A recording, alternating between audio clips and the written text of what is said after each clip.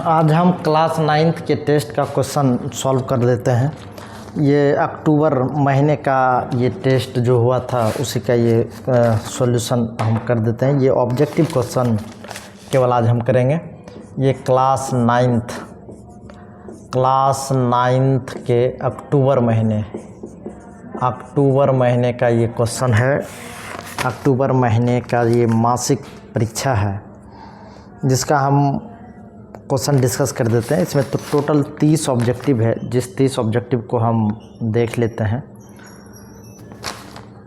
इसमें पहला क्वेश्चन है, निम्नलिखित में से किस संबंध से द्रव्यमान प्राप्त होता है। तो आप एक फार्मूला पढ़े थे, F बराबर m में F इक्वल टू क्या होता है, फोर्स, m इक्वल टू होता mass, A equal to acceleration. m equal to क्या हो जाएगा, F बटे m। m मास है, यानी हिंदी में लिखेंगे तो ये द्रव्यमान है। द्रव्यमान बराबर क्या हो जाएगा, बल बटे त्वरण।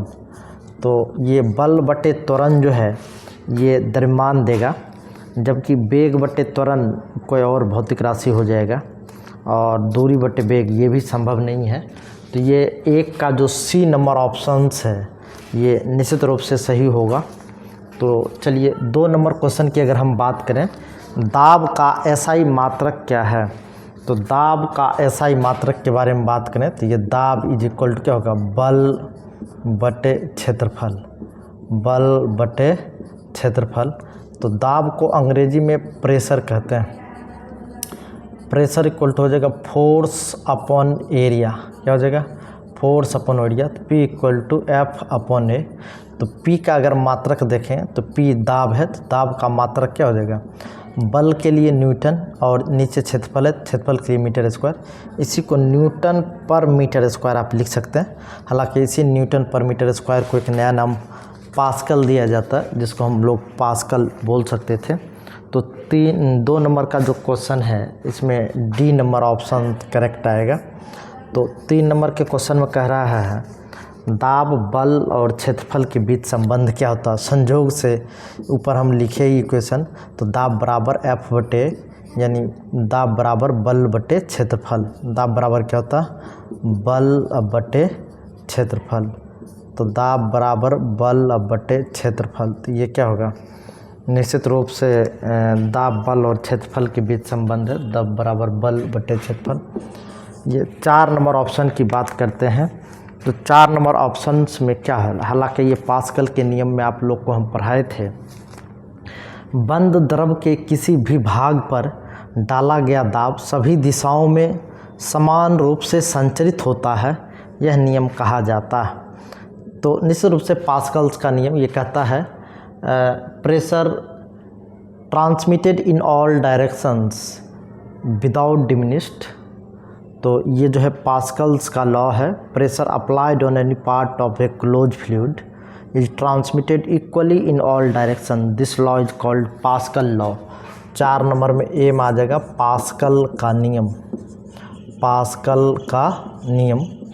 5 नंबर क्वेश्चन की अगर हम बात करें तो 5 नंबर क्वेश्चन पूछ रहा कौन सा कथन सत्य है। तो निश्चित रूप से ये F बराबर m में, तो बल बराबर जो होता है ये द्रव्यमान गुना त्वरण। तो ये निश्चित रूप से सही होगा। तो F बराबर m में, बल बराबर द्रव्यमान गुना त्वरण। 6 नंबर क्वेश्चन की अगर हम बात करें तो 6 नंबर क्वेश्चन पूछा पानी का घनत्व होता है। याद रखेंगे, जो पानी का जो घनत्व होता है, 1 मीटर लंबा, 1 मीटर चौड़ा और 1 मीटर ऊंचा कोई कंटेनर है, तो उसमें 1000 लीटर पानी कंटेन कर सकता है। तो पानी का जो घनत्व है अगर ऐसा यूनिट में लिखें तो 1000 kg पर मीटर क्यूब लिख सकते हैं। यानी तो हिंदी में ये सीजीएस यूनिट में अगर लिखना है तो सीजीएस यूनिट यानी घनत्व का सीजीएस मात्रक, तो 1 ग्राम पर सेंटीमीटर क्यूब, 1 ग्राम पर सेंटीमीटर क्यूब। अच्छा, नीचे जो है घनत्व का एसआई मात्रक ही पूछ दिया है, तो घनत्व का एसआई मात्रक हम फिर से लिख देते हैं। घनत्व बराबर होता क्या, तो द्रव्यमान बटे आयतन। तो एसआई मात्रक की बात की गई है, तो घनत्व का एसआई मात्रक, घनत्व का जो एसआई मात्रक होगा ये द्रव्यमान के लिए केजी और आयतन के लिए मीटर क्यूब, तो ये हो जाएगा केजी पर मीटर क्यूब। इसी को ग्राम पर सेंटीमीटर क्यूब भी लिख सकते हैं। 8 नंबर क्वेश्चन में कह रहा चंद्रमा पर किसी वस्तु का भार पृथ्वी पर उसके भार का लगभग कितना गुना होता है। चंद्रमा पर किसी वस्तु का भार उसके पृथ्वी के भार का लगभग 1/6 गुना होता, लगभग 1/6 गुना होता, याद रखेंगे। ये 9 नंबर मतलब इसका मतलब ये कि अगर किसी वस्तु का पृथ्वी पर भार 60 न्यूटन है तो उसको चंद्रमा पर अगर भार नापेंगे तो वो निश्चित रूप से 6 न्यूटन आएगा, तो 1/6 गुना हो जाता है। तो 9 नंबर क्वेश्चन पूछ रहा किसी वस्तु का भार कहाँ अधिक होगा। हम बता दें भार बराबर जो फार्मूला होता है ये mg जी, गुरुत्व त्वरण का मान जहाँ अधिक होगा वहाँ भार का मान अधिक होगा। पृथ्वी चपटा होता है तो याद रखेंगे ये जो ध्रुव है तो ध्रुव पर गुरुत्व त्वरण का मान अधिक होता है और ध्रुव पर गुरुत्व त्वरण का मान अधिक होने की वजह से भार जो है पोल पर अधिक होगा।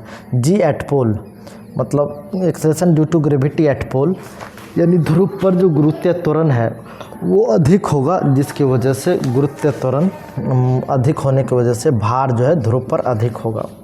10 नंबर क्वेश्चन पूछ रहा थ्रस्ट का एसआई मात्रक। हम 9th के क्लास में भी हम बताए थे थ्रस्ट जो है एक तरीके का फोर्स होता है, लिक्विड या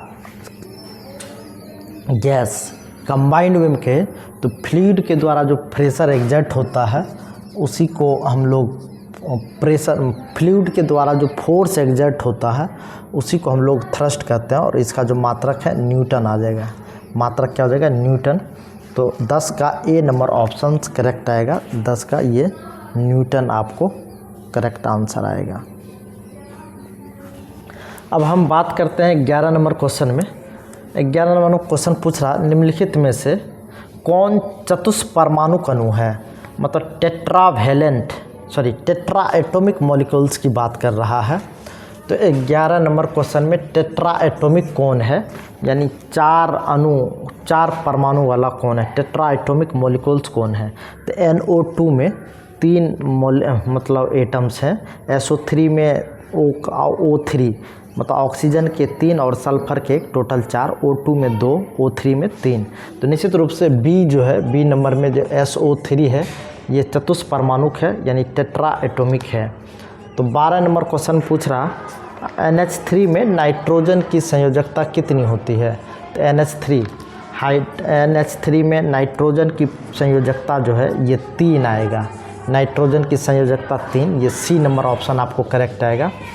13 नंबर क्वेश्चन पूछ रहा सोडियम परमाणु का द्रव्यमान, सोडियम परमाणु का द्रव्यमान 23 है, तो 46 ग्राम में मोलों की संख्या। तो आपको शायद याद होगा मोलों की संख्या बराबर जो होता है, मोलों की संख्या बराबर ये होगा अनुभार, मतलब दी गई द्रव्यमान बटे परमाणु द्रव्यमान, दी गई द्रव्यमान बटे क्या हो जाएगा परमाणु द्रव्यमान।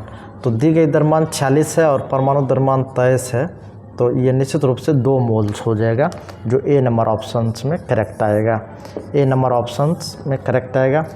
14 नंबर क्वेश्चन में पूछा है किस वैज्ञानिक के अनुसार परमाणु अविभाज्य है। तो परमाणु जो अविभाज्य है सबसे पहले ये डाल्टन साहब के थ्योरी में पता चला था।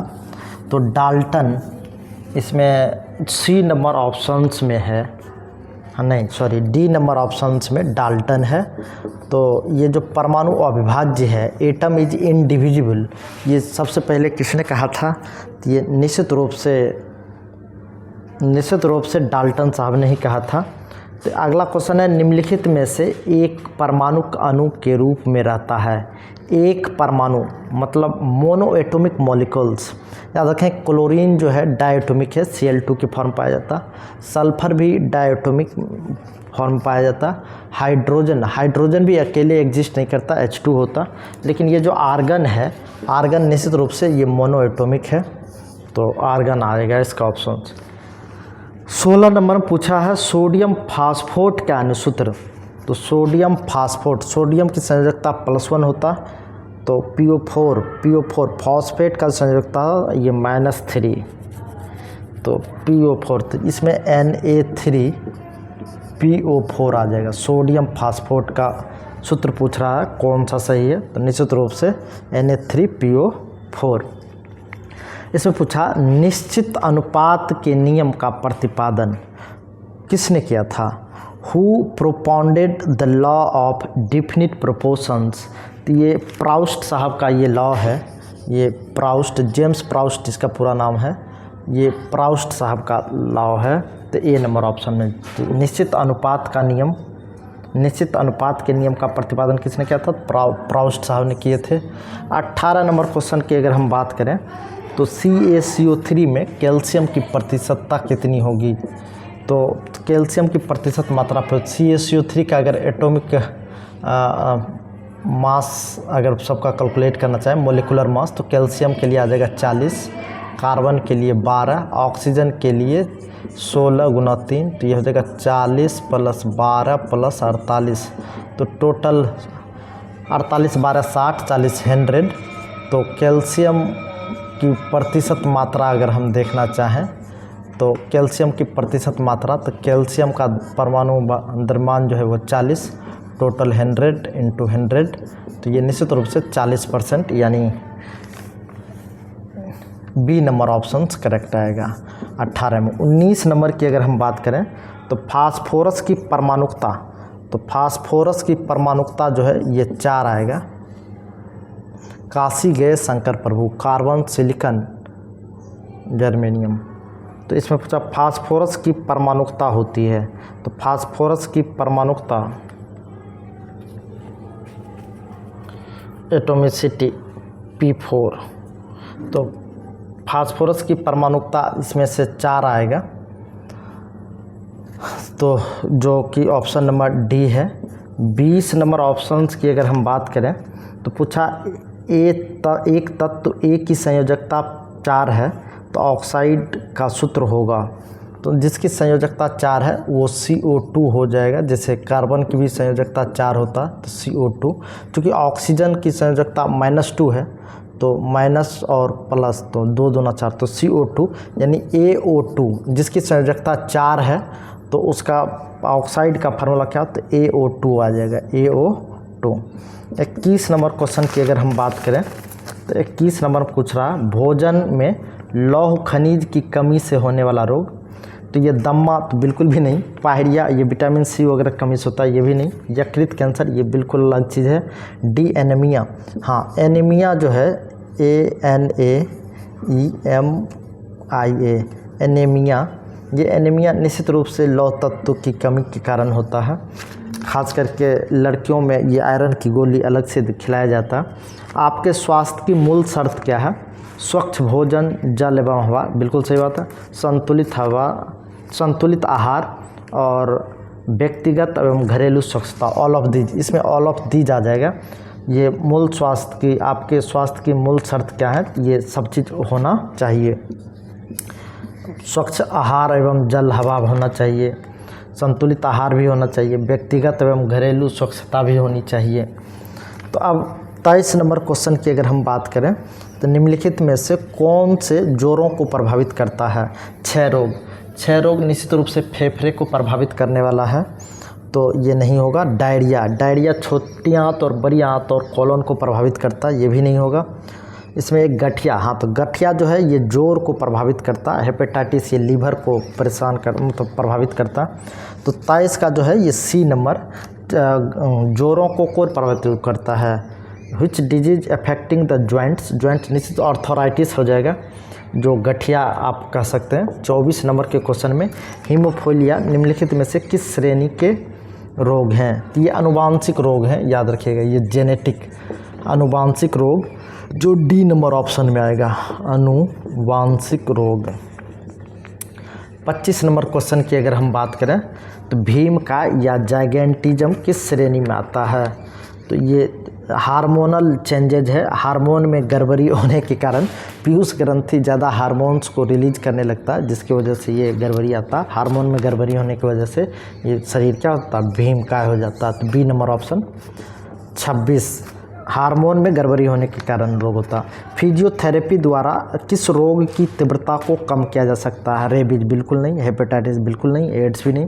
चलिए पोलियो, एक्चुअल में होता क्या, पोलियो में जो मसल्स कमज़ोर पड़ जाता है जो पक्षाघात की वजह से, तो ये फिजियोथेरेपी के द्वारा उसके स्ट्रेन को कम किया जाता है। तो फिजियोथेरेपी के द्वारा उसके मसल्स को मजबूती प्रदान की जाती है कुछ हद तक। तो ये इसमें पोलियो सही ऑप्शन आएगा। 6 रोग किस संक्रामक सूक्ष्मजीवी के कारण होते हैं? याद रखिएगा, ये माइकोबैक्टीरियम ट्यूबरकुलोसिस की वजह से होता, माइक्रोबैक्टीरियम ट्यूबरकुलोसिस की वजह से होता है। ये साल्मोनेला टाइफी जो है, ये टाइफाइड का कारण है। तो HIV बिल्कुल अलग चीज़ है। तो ये माइक्रोबैक्टीरियम ट्यूबरकुलोसिस का कारण है। माइक्रोबैक्टीरियम ट्यूबरकुलोसिस जो है ये 6 रोग का कारण है। 28 नंबर क्वेश्चन पूछा गया, बार बार कपकपी के साथ तेज बुखार किसका लक्षण है? पोलियो बिल्कुल नहीं, रेबीज नहीं, मलेरिया निश्चित रूप से, मलेरिया में ठंडे लगने के बाद वो बुखार आता, कपकपी के साथ बुखार आता। अनैतिक यौन संबंध से बिल्कुल दूर रहकर किस रोग की संभावना से बचा जा सकता है? Which disease can be prevented by completely staying away from the immoral sexual relations? तो इसमें पोलियो का कोई लेना देना नहीं है, डायरिया का भी कोई लेना देना है, टाइफाइड का। ये एड्स जो है ये निश्चित रूप से अनैतिक संबंध से बचने से ये इसकी संभावना कम रहती है। तो 30 नंबर का जो ऑप्शन तो क्वेश्चन है, इसमें पूछा किस रोगाणु पर प्रतिजैविक औषधियों का असर नहीं पड़ता है? Which of the following germs not affected by the antibiotic? Virus पे इफेक्ट पड़ता, प्रोटोजोआ पर भी असर पड़ता, बैक्टीरिया पे भी असर पड़ता। ये जो फंगाई है यानी फंगस, सी नंबर ऑप्शन पे है। तो ये फंगस जो है इस पे एंटीबायोटिक का बहुत ज़्यादा असर नहीं पड़ता है। चलिए आज भर हम इतना ही छोड़ते हैं। ये 9th के अक्टूबर महीने का वो क्वेश्चन का हमने ऑब्जेक्टिव डिस्कशन करा दिया। अब हम 10th का भी थोड़ी देर में वीडियो अपलोड कर देंगे। चलिए धन्यवाद, आज भर इतने ही।